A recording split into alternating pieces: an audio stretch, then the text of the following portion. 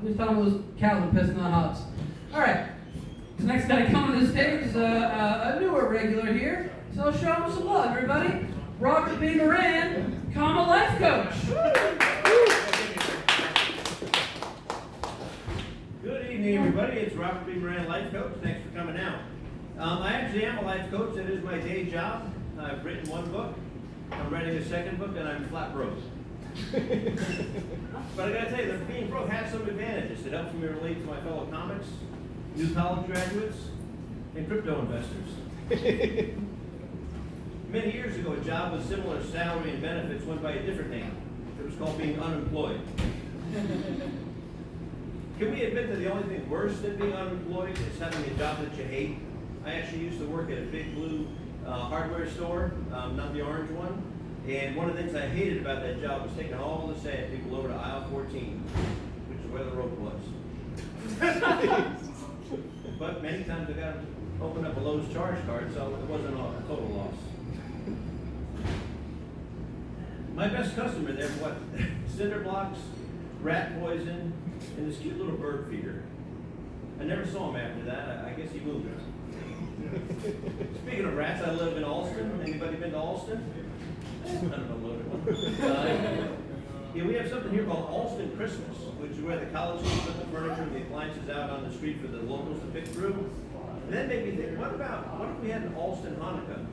Maybe we could have Alston Hanukkah, we could have all the stuff out on the street like that, and we could light it up at night with dreidels. If somebody picked up a mattress that was filled with bed bugs, we could say a miracle occurred there. And the third thing, which is the reverse, which I don't have yet, but trust me, it'll be good when I get it. Alston, that's also where they got the vegan restaurant, the Grasshopper. Anybody been to the Grasshopper? No? Oh, it's just a couple doors down. A great place, famous for the vegan food. I actually switched to being a vegan the day after Thanksgiving a couple of years ago. I was feeling a little skittish though about putting the turkey out in the dumpster, so I just buried it in a shallow grave. You know the hardest part about being a vegan? Not bragging about it. Hey there, Buckaroo Bob, you want some barbecue?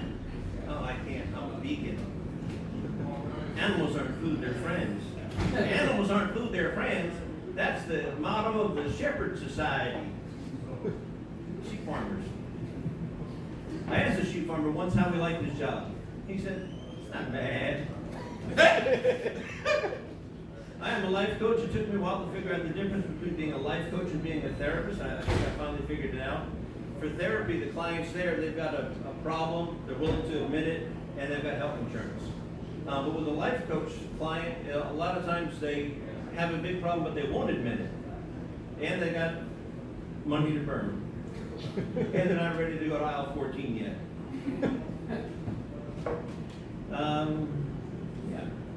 Weight loss. Let's talk about weight loss. I put on about 50 pounds since I moved to Boston a few years ago, and I call it baby weight. Because what happens when I get disappointed with life, I act like a baby, and I go to the fridge and I eat everything that's in there.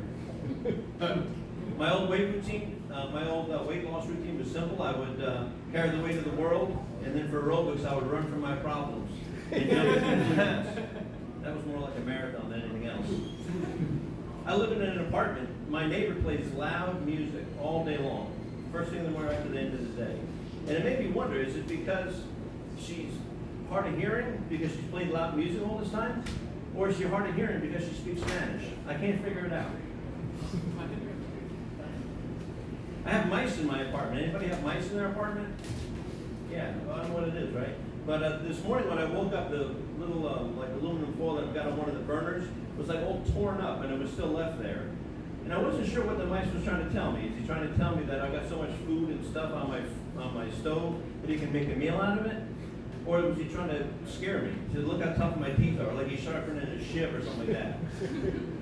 I was afraid. I almost went to aisle 14 myself to get out of it.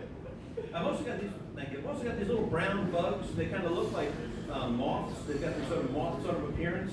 They live in the brown rice bags, apparently, which is great camouflage. They say, nice play there, Charles Darwin. But when I make my rice, I usually make it in a crock pot. So what I do is I just 1 cup of rice, 2 cups of water, put the lid on it. It works great. Never boils over, anything like that. But the other day when I made it, there was a little bug body that floated to the top. And I normally don't say that when I see it. So I kind of swirled the rice around.